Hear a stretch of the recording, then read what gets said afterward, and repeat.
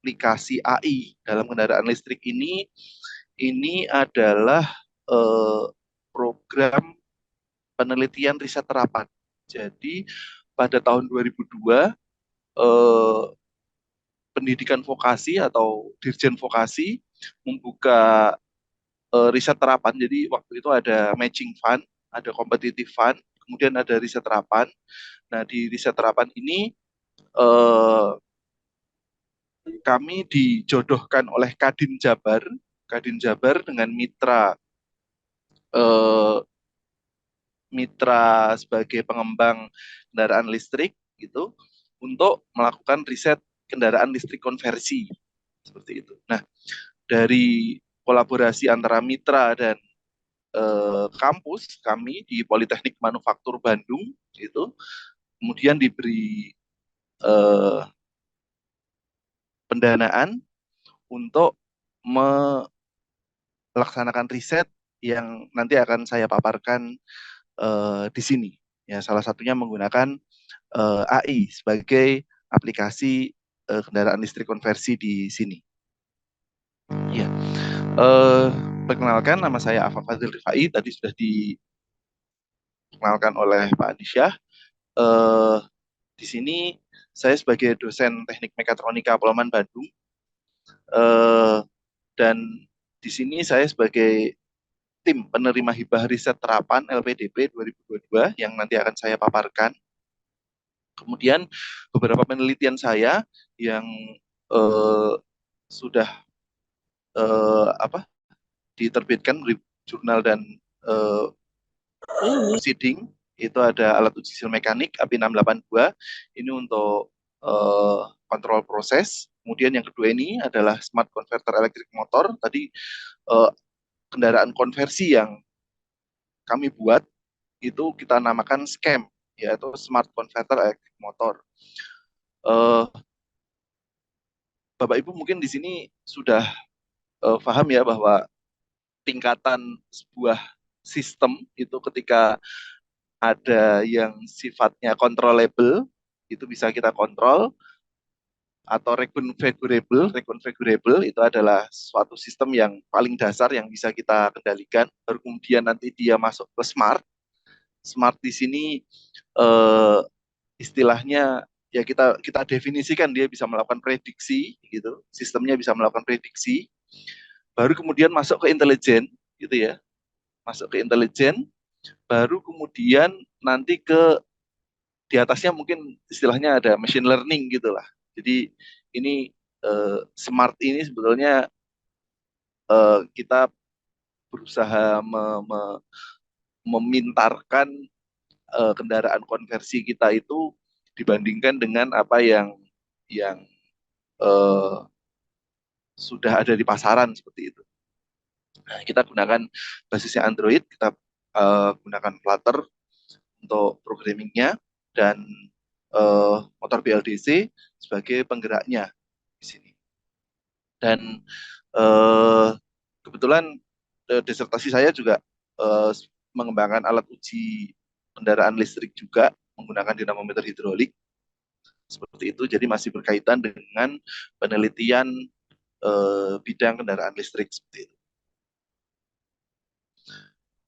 Eh, untuk dasar pekerjaan yang kita lakukan di konversi kendaraan listrik ini, itu pertama kita akan selalu melihat ini adalah peraturan terakhir yang ada, yaitu adalah eh, Peraturan Menteri Perhubungan Nomor 65 tahun 2020 yang ketika kendaraan listrik konversi dengan misalnya yang kita pakai itu adalah Honda Beat 110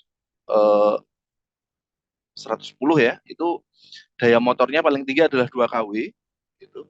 Kalau mungkin nanti kita menggunakan Supra 125 gitu, nah nanti kita bisa menggunakan motor listriknya sampai 3 kW.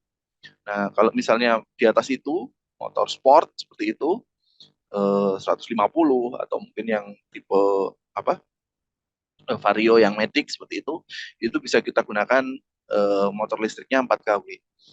Eh, Sebetulnya setelah kita riset nanti eh, akan saya paparkan juga di belakang, bahwa KW motor ini sebetulnya tidak begitu berpengaruh. Eh, 2 kW, 3 kW, 4 kW, karena lebih berpengaruh adalah kontrolernya. Kontrolernya antara kita kemarin menggunakan 100 ampere dengan 150 ampere dengan motor 2 kW gitu ya, akan menghasilkan performa yang berbeda. Jadi ampere lebih tinggi untuk kontrolernya 150 ampere, meskipun sama-sama 2 kW, itu bisa melibas tanjakan yang lebih curam dibandingkan dengan eh, controller yang hanya menggunakan 100 ampere seperti itu.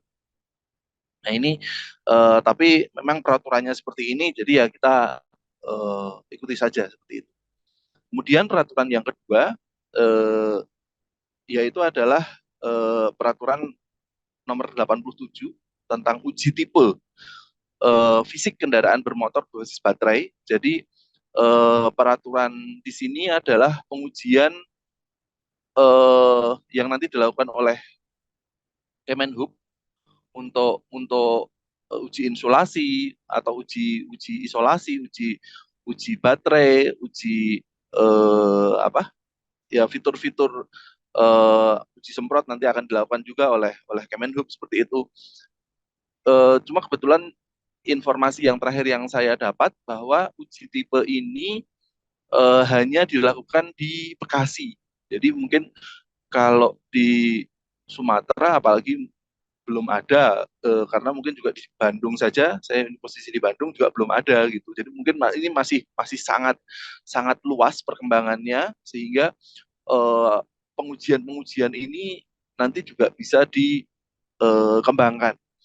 eh, Kekosongan peraturan antara tahun 2020 sampai sekarang itu dilakukan Kemenhub untuk melakukan sosialisasi peraturan.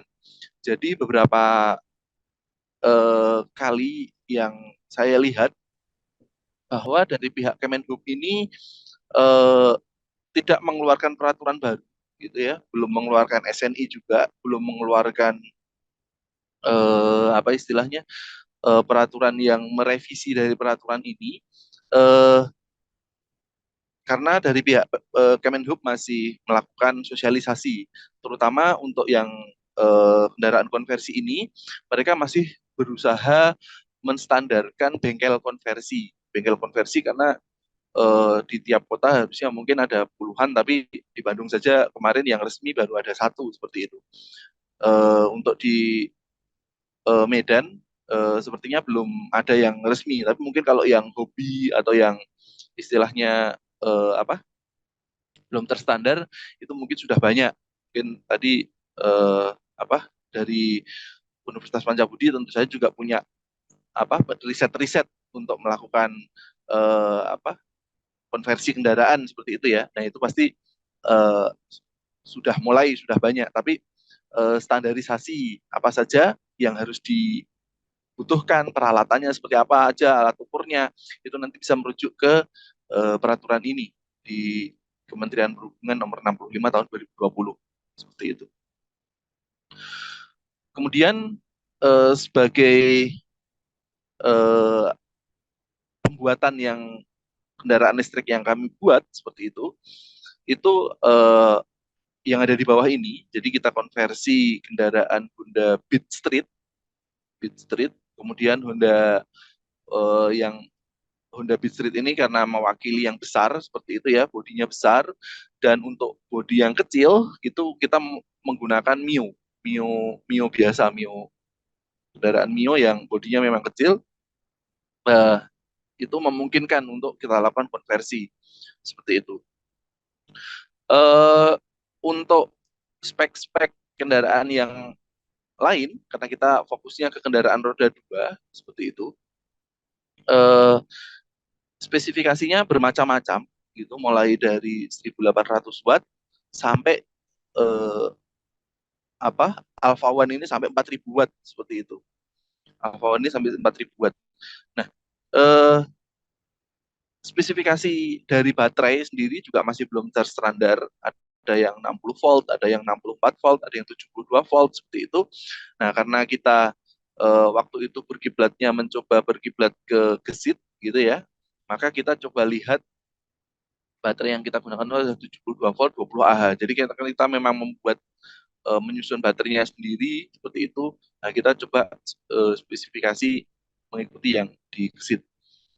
Nah, untuk kecepatannya sendiri karena tadi kita bisa apa ya, meningkatkan performanya seperti itu, kita bisa buat dia sampai 100 km per jam. Apalagi keuntungan yang kita kembangkan yaitu adalah tipenya itu tipe yang hub, yang eh, rodanya itu ada di belakang seperti itu. Bukan yang ada di tengah, ya tidak harus menggunakan puli.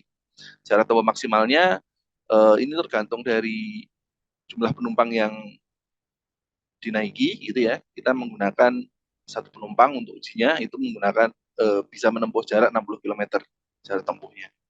Seperti itu. Jadi kira-kira gambaran motor listrik yang sudah ada, kendaraan listrik roda dua ya, roda dua yang sudah ada, eh, dan eh, konversi yang kita buat seperti itu. Nah, garis besar penelitian dari smart converter electric motor ini eh, sebetulnya mahasiswa yang kita eh, apa ya, yang kita ikutkan dalam penelitian ini sebetulnya sangat sedikit sekali karena memang mahasiswa kami sedikit. Jadi kalau tadi saya lihat di profil Universitas Pembangunan Pancabudi mahasiswanya sampai 12.000.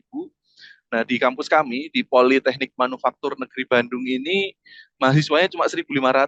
Itu untuk 4 jurusan. Jadi di prodi kami mahasiswanya saja cuma 90 gitu. Jadi eh, satu satu satu prodi mahasiswanya cuma 90 seperti itu. Jadi eh, dengan kita punya 9 mahasiswa untuk mengembangkan ini sudah sangat mewah sekali seperti itu. Jadi mungkin tidak bisa dibandingkan dengan Universitas Pancabudi karena kampusnya yang sangat besar seperti itu. Karena kampus kami sangat kecil gitu ya. Mahasiswa totalnya aja satu kampus cuma 1.500 seperti itu. Ya itu jadi dengan 9 mahasiswa ini sudah mewah buat kami. Dengan cuma 9 mahasiswa ini kami merekrut ada 4 tenaga ahli ya untuk mengakselerasi penelitian kami. Kita menggunakan alumni yang kita gunakan untuk membantu mahasiswa tersebut dan kemudian eh, ada beberapa dosen yang membantu proses bimbingan di tugas akhir ini. Ini adalah hibah yang kami terima. Mitra memberikan juga dalam bentuk in-kind, dalam bentuk pelatihan dan tempat magang serta penggunaan alat-alat yang ada di Mitra. Dan ada 6 penelitian garis besar yang kita kembangkan. Salah satunya yaitu adalah eh, apa dalam bidang AI yang nomor 6 ini nanti akan kami jelaskan di belakang. Yang pertama adalah bagian mechanical gitu ya, swing arm. Swing armnya kita kembangkan sendiri, terus kemudian alat uji pusat massa. Jadi kita kita kembangkan alat ukur antara sebelum konversi dan setelah konversi itu pusat massanya tidak boleh bergeser karena bagaimana kita menaruh controller, bagaimana kita menaruh baterai itu supaya eh, nanti sebelum dan sudah konversi itu dia tetap sama posisi pusat massanya. Kemudian yang ketiga baterai, tentu saja ini adalah eh, pengembangan juga yang harus dilakukan untuk akuisisi dan notifikasi baterai. Kemudian yang keempat adalah smart dashboard.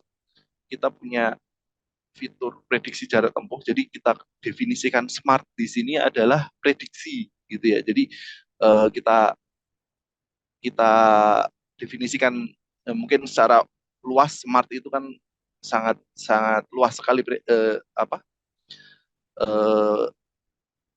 ini ya penjabarannya. Tapi kita buat smart itu adalah prediksi. Kemudian untuk bunyi karena juga ada syarat 75 dB untuk bunyi dari kendaraan listrik itu maka kita coba gunakan wind turbine yang kita taruh di sayap kendaraan seperti itu. Itu memungkinkan juga. Dan yang keenam, auto limit. Kita menggunakan fuzzy PID, jadi controller di sini sebetulnya belum intelijen kita masih AI kita masih masih sifatnya masih apa ya, masih intelijen gitu ya, belum machine learning, karena controller kita menggunakan fuzzy saja di sini sudah cukup gitu. Jadi kita tidak sampai masuk ke machine learning. Tapi tahun ini pengembangan untuk di apa machine learning kita kembangkan di sini untuk kontrol manajemen energinya. Manajemen energinya kita gunakan machine learning. Keluaran dari penelitian ini adalah dua seminar internasional, IEEE Explore yang sudah terbit, jurnal Sintetika juga sudah terbit, jurnal Q3 sudah terbit, satu hak cipta, satu paten sederhana untuk swing arm-nya. Kemudian satu MOU mitra yang kemarin sudah dilaksanakan tahun kemarin, dan dua kendaraan tipe hub yang tadi saya katakan kendaraannya ada di belakang untuk motor penggeraknya, tipe mid itu ada di tengah, dan satu alat uji testbed pusat massa, dan satu dokumen SOP bagaimana melakukan standar konversi, termasuk gambar tekniknya yang kita buat. Nah, di sini adalah kendaraan konversi pertama, kendaraan listrik pertama yang kita buat. Kenapa di sini masih kita buat ada knalpotnya gitu ya, knalpotnya di sini masih kita pasang karena eh, waktu itu kita masih khawatir ada eh, perubahan berat. Jadi kalau misalnya tidak kita pasang, kita khawatir pusat massa dari kendaraan ini bergeser seperti itu. Tapi setelah diukur dari pusat massanya bahwa kendaraan ini tidak bergeser, akhirnya ya kita lepas untuk eh, knalpotnya seperti itu. Kemudian yang di gambar yang kedua ini untuk swing arm-nya ini kita kembangkan sendiri seperti itu, dan ini tipe hub kendaraannya motornya, motor BLDC-nya itu ada di belakang seperti itu, dan eh, baterainya kita susun ini karena dia memungkinkan untuk ditaruh secara vertikal, maka kita taruh ini secara vertikal seperti itu. Kontrolernya kita taruh secara horizontal di belakang seperti ini. Nah, nanti kasusnya akan berbeda apabila kita menggunakan Neo. Nah, ini kita tadi kasusnya ya, kita menggunakan kontrol motor EM150, itu ini ternyata apa istilahnya, memberikan performa yang lebih tinggi dibandingkan dengan yang 100 ampere tadi saya katakan.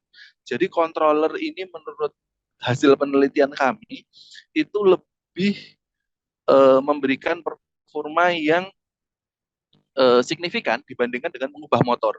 Jadi kalau misalnya mau kita menggunakan motor permanen magnet atau menggunakan motor BLDC, tapi apabila controller yang kita gunakan itu mungkin masih kita batasi atau mungkin belum smart seperti itu, nah nanti akan eh, istilahnya fitur atau performa dari motor itu tidak akan maksimal. Jadi controller ini akan lebih berpengaruh dibandingkan dengan penggunaan jenis motornya sendiri. Kemudian bagaimana kita bisa memasukkan sistem smart ke dalam eh, apa istilahnya, sistem ini gitu ya, karena kita kontrolernya ini beli, jadi Fotol ini sudah ada di pasaran. Mungkin Bapak Ibu kalau misalnya mau melihat di Tokopedia ini harganya mungkin sekitar 3 jutaan, BLDC ini mungkin juga sekitar berapa, 3 jutaan juga. Yang mahal adalah baterai, mungkin 6 jutaan, sehingga untuk smart dashboard kita menggunakan Android Raspi. Jadi eh, untuk embedded sistemnya kita gunakan Raspi. Eh, nah, Raspi ini nanti akan mengontrol controller gitu. Jadi sistem yang kita buat itu adalah mengontrol controller gitu. Jadi memungkinkan Fotol ini untuk dikontrol menggunakan Raspi. Nah, ini nanti akan dijabarkan di eh, apa di belakang seperti itu. Nah, ini sehingga fitur smart atau fitur ya intelijen yang ada di sini itu kita bisa masukkan ke dalam embedded system Raspi ini untuk mengontrol kontrolernya. Itu memungkinkan. Dan estimasi biayanya eh, ya tadi saya katakan untuk fotol, BLDC, baterai, swing armnya mungkin sekitar 1 juta sampai 1,5 juta, itu totalnya adalah 16 juta, belum termasuk jasa dan kendaraan. Tentu saja ini karena kita masih mengerjakannya masih apa, belum mass product gitu ya, belum ada lini produksinya, karena memang masih manual seperti itu untuk menggabungkan baterainya, untuk wiring ini sendiri. Nah itu biayanya masih mahal. Kemudian pengalaman kami juga untuk dalam smart konversi ini, eh, jangan menggunakan kabel dari bawaan dari sepeda motornya gitu. Jadi eh, kabel untuk elektrik dari, ya mungkin dari aki atau mungkin dari sistem-sistem lampu, baiknya diganti semua.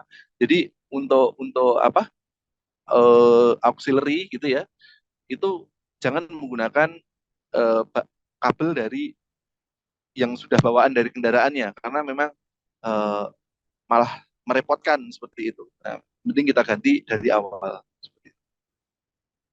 Kemudian tipe yang kedua, yang tipe Mio ini karena bodinya kecil, jadi kita coba akalin, eh, baterainya itu bentuknya horizontal, kontrolernya ini yang di depan ini kontrolernya itu kita pasang secara vertikal. Nah, ini eh, memungkinkan karena bodi bodi kendaraan berbeda, maka ininya juga berbeda.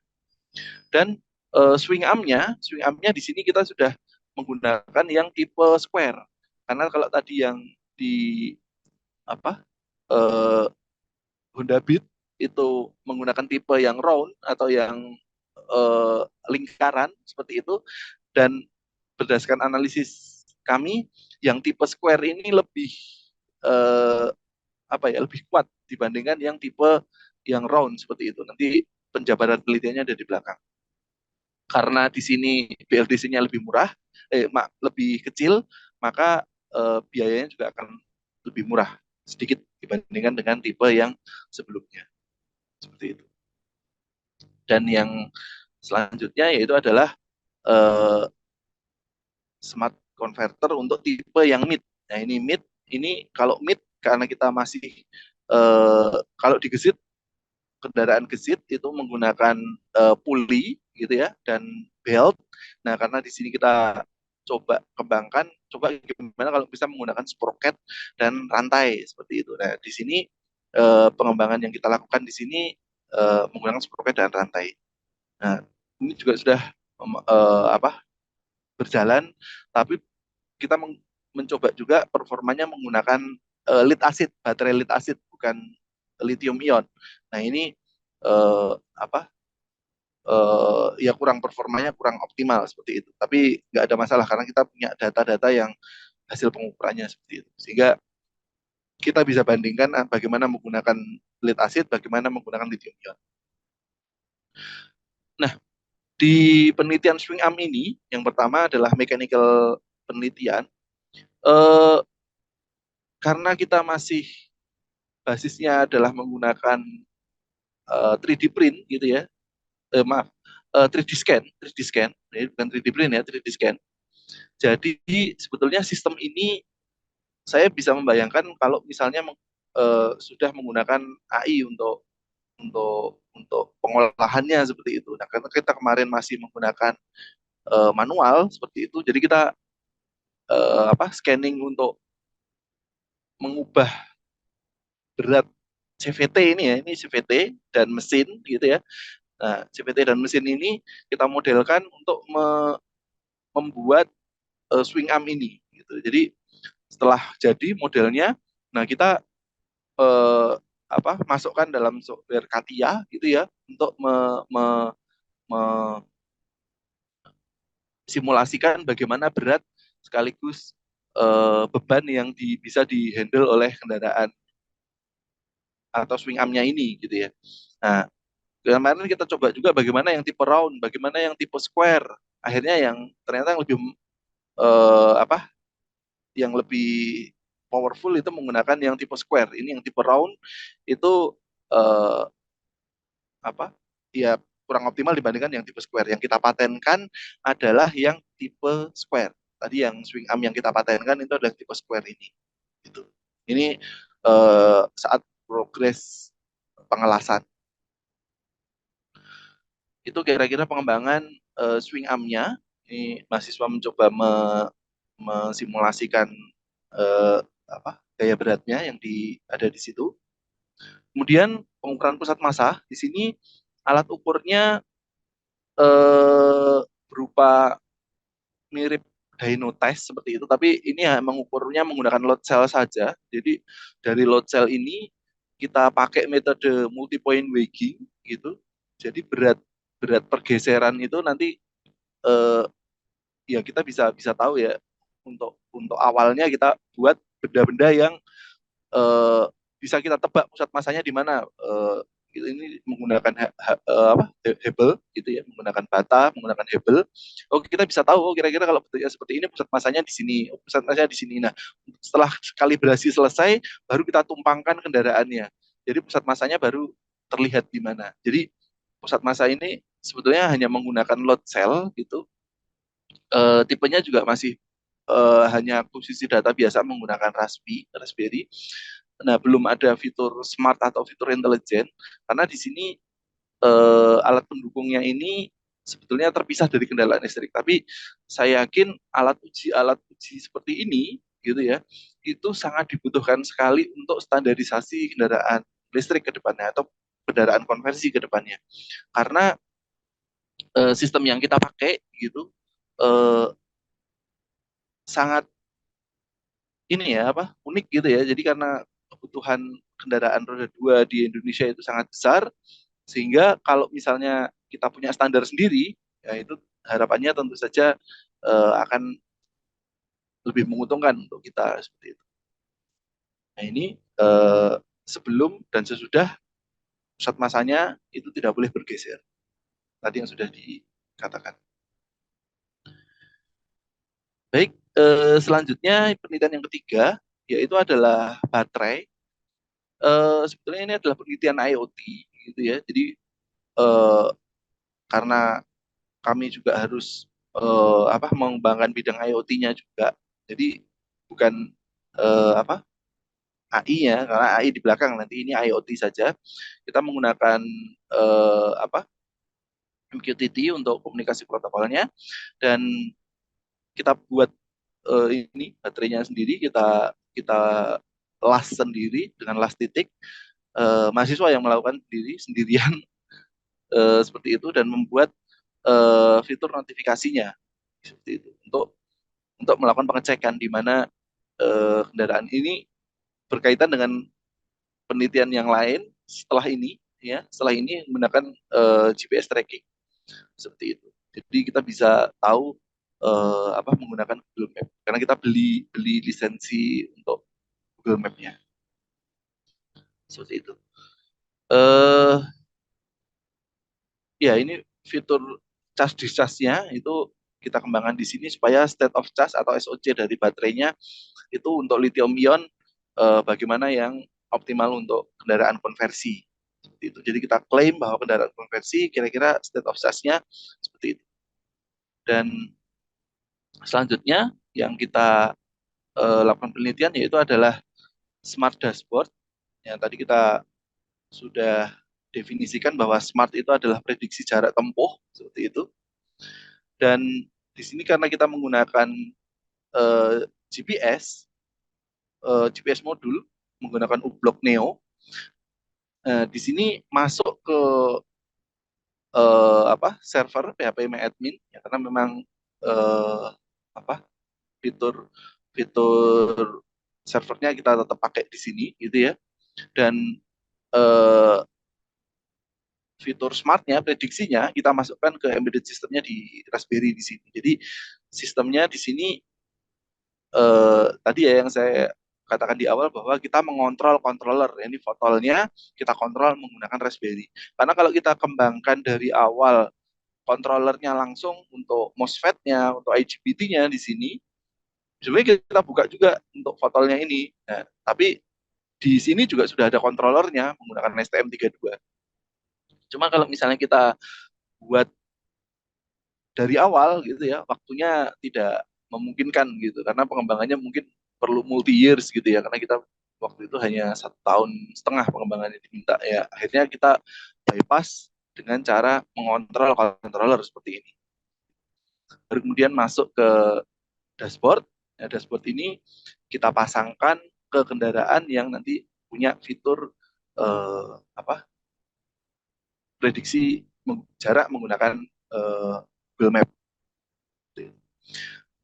Teknologi yang kita pakai sebenarnya ini apa ya, familiar gitu ya, kalau misalnya kita menggunakan handphone, kita menggunakan apa Gojek seperti itu. Eh, nah kita juga berusaha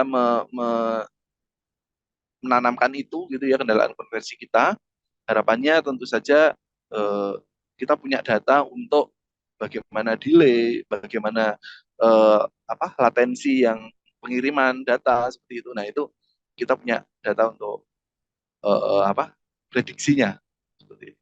Ini eh, pengembangannya kita menggunakan metode waterfall yang sangat umum digunakan di informatik seperti itu. Selanjutnya yang penelitian utama kami di bidang AI yaitu adalah auto limit speed. Jadi cerita kami dalam melakukan penelitian AI ini gitu itu eh, sebetulnya adalah bagaimana memanage energi dari baterai itu supaya istilahnya ya lebih hemat lah gitu ya. Akhirnya kita coba lihat, oh ada, kita terpikir eco mode gitu ya. Eco mode apabila dia di bawah 20%, nah maka kita batasi kecepatannya sampai 40 km per jam. Nanti ini lebih hemat seperti itu. Dan eh, tentu saja kecepatan ini 40, kadang nanti 30, kadang 20 seperti itu. Nah, eh, kecepatannya berubah-berubah. Jadi kalau controller atau istilahnya pengaturan kecepatan kita itu asal gitu ya, maka tidak akan nyaman untuk pengendara gitu ya. Akhirnya kita menggunakan fuzzy agar lebih smooth untuk istilahnya perubahan kecepatan ini ada agar lebih smooth seperti itu ya, agar lebih nyaman untuk pengendaranya supaya saat dia dibatasi di eco mode ini dia juga tidak istilahnya merasa kendaraannya itu lemot seperti itu. Nah, controller yang kita pakai biasanya kan PID konvensional gitu ya. Nah, tapi dengan penambahan fuzzy ini ternyata fitur intelijen di kendaraan ini lebih membuat nyaman untuk pengendaranya seperti itu. Ini efisiensinya sampai 57% dan jarak tempuhnya bertambah dibandingkan dengan menggunakan controller biasa ya PID itu bisa sampai 5 kilometer seperti itu. Dan eh, untuk aplikasi smart yang tadi saya katakan di sini bahwa ada sebetulnya ini untuk beda dengan kendaraan bensin ya. Kalau kendaraan bensin biasanya kita nanti ke depan nanti kita mau apa istilahnya eh, isi bensin di mana aja. Nah, kalau kendaraan listrik ada yang namanya range anxiety gitu ya. Nyampe enggak gitu kan. Nah, fitur smart ini ya menurut kita masih kembangkan juga, ini diperlukan untuk prediksi bahwa oh ternyata memang kendaraan kita itu nyampe untuk ke lokasi tujuan yang akan kita tuju gitu ya. Jadi misal oh saya mau ke kampus, nyampe enggak gitu. Nah, ini nanti akan kita masukkan datanya di koordinat kampusnya seperti apa. Nah, itu oh dia akan memprediksi oh itu akan nyampe dengan apa? Jarak dan kecepatan yang harus kita gunakan seperti apa seperti itu. Nah, itu nanti dia akan melakukan prediksi seperti itu. Nah, ini ada rank anxiety untuk kendaraan listrik. Harapannya bisa memecahkan masalah tersebut. Kemudian di fitur aplikasi AI kami di kendaraan scam ini sudah terbit kemarin untuk proceeding kami menggunakan fuzzy PID. Sebetulnya fuzzy fuzzy-nya juga sederhana, ada controller PID gitu ya. Kita menggunakan apa? Membership function untuk itunya hanya menggunakan yang segitiga, bentuk segitiga saja, dan untuk nilai PID-nya gitu ya, kita definisikan dari 0 sampai 0,5, I-nya ya 0 sampai 0,5, untuk D-nya dari 0 sampai 0,0175 seperti itu. Dan ternyata dengan apa fuzzy seperti ini kita akan lebih meningkatkan respon settling time. Jadi settling time itu kalau dikontrol uh, steady-nya sistem itu akan lebih cepat. Steady-nya sistem itu akan lebih cepat sehingga perubahan kecepatan dari kendaraan itu nanti tidak terlalu lama gitu. Kalau menggunakan PID sampai 11 detik, kalau settling time menggunakan fuzzy dengan AI ini eh, hanya 7 detik saja. Gitu. Nah, eh, kira-kira eh, yang akan kami lakukan di kendaraan konversi yang sudah kami kembangkan ini, kita akan berusaha memasukkan AI karena pengembangan AI ini menurut eh, hasil literasi kami itu autonomous driving ini untuk kendaraan roda 4. eh, Ya karena kalau kendaraan roda 2 autonomous drivingnya eh, mungkin ada roda bantu seperti itu ya. Seperti itu. Terus voice activated, smart charging, dan predictive maintenance. Eh, Sebetulnya ini tidak membatasi untuk kendaraan roda 2 saja. Karena kemarin saat kita beberapa kali berkunjung ke pabrik-pabrik yang istilahnya apa istilah home industry seperti itu ya, controller yang digunakan juga tetap sama, motornya juga sama 3 kW seperti itu. Jadi eh, ketika mereka mengklaim itu sebagai kendaraan pedesaan, mereka klaim itu kendaraan apa istilahnya eh, apa ya roda 3 seperti itu, kontrolernya sama, motornya juga sama seperti itu. Ini mungkin sedikit lagi ya, udah jam 10. Oke. Dan eh, jadi apa ini tidak membatasi untuk kendaraan roda 2 saja karena controller dan motor yang digunakan itu sebetulnya bisa untuk digunakan baik roda 4 maupun roda 3. Dan beberapa permasalahan yang ada seperti ini permasalahan yang kita temukan. Jadi beberapa kali Raspberry kita sempat terbakar. Jadi kita beli Raspberry sampai 12, mungkin terbakar ada 4 seperti itu.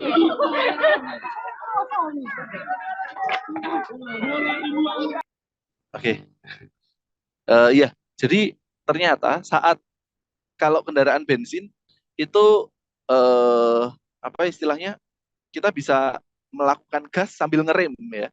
Nah, tapi ternyata saat saat menggunakan kendaraan listrik, saat kita ngegas gitu ya, menambahkan kecepatan dan mengerem dalam tanjakan nih contohnya ya, itu ternyata menimbulkan arus besar di motornya sehingga itu nanti kalau misalnya kita tidak atasi gitu ya, itu akan merusak kontrolernya seperti itu ya.